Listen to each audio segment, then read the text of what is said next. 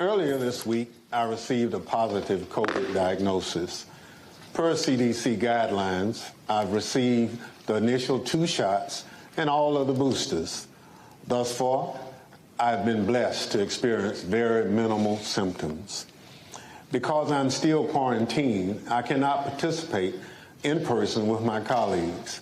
I've asked our Vice Chair, Ms. Cheney, to preside over this evening's hearing, including maintaining order in the room and swearing in our witnesses. Over the last month and a half, the Select Committee has told the story of a president who did everything in his power to overturn an election. He lied, he bullied, he betrayed his oath. He tried to destroy our democratic institutions. He summoned a mob to Washington.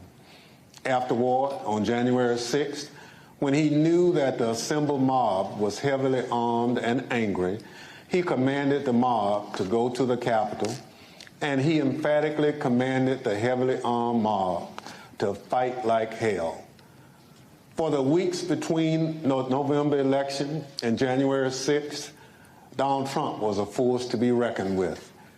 He shrugged off the factuality and legality correct, sober advice of his knowledgeable and sensible advisors. Instead, he recklessly blazed a path of lawlessness and corruption, the cost to which democracy be damned. And then he stopped. For 187 minutes on January 6th, this man of unbridled destructive energy could not be moved, not by his aides, not by his allies, not by the violent chants of rioters or the desperate pleas of those facing down the riot. And more tellingly, Donald Trump ignored and disregarded the desperate pleas of his own family, including Ivanka and Don Jr. Even though he was the only person in the world who could call off the mob he sent to the Capitol, he could not be moved to rise from his dining room table and walk the few steps down the White House hallway into the press briefing room where cameras were anxiously and desperately waiting to carry his message to the armed and violent mob, savagely beating and killing law enforcement officers, revenging the Capitol, and hunting down the Vice President and various members of Congress. He could not be moved. This evening, my colleagues, Mr. Kinzinger of Illinois and Ms. Luria of Virginia, will take you inside the White House during those 187 minutes. We also remind you of what was happening at the Capitol minute by minute as the final violent, tragic part of Donald Trump's scheme to cling to power unraveled while he ignored his advisors, stood by and watched it unfold on television.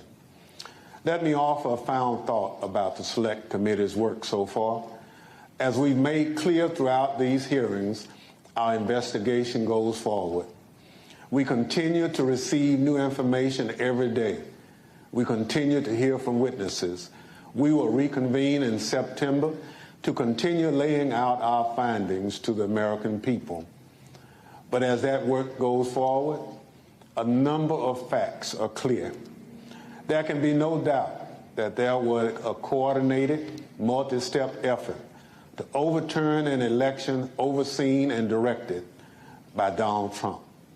There can be no doubt that he commanded a mob he knew was heavily armed, violent, and angry, to march on the Capitol to try to stop the peaceful transfer of power. And he made targets out of his own vice president and the lawmakers gathered to do the people's work. These facts have gone undisputed. And so there needs to be accountability. Accountability under the law. Accountability to the American people.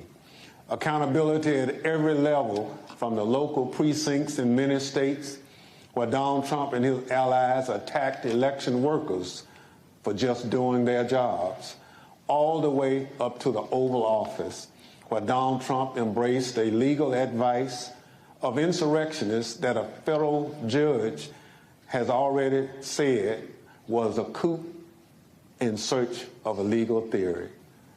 Our democracy withstood the attack on January 6th.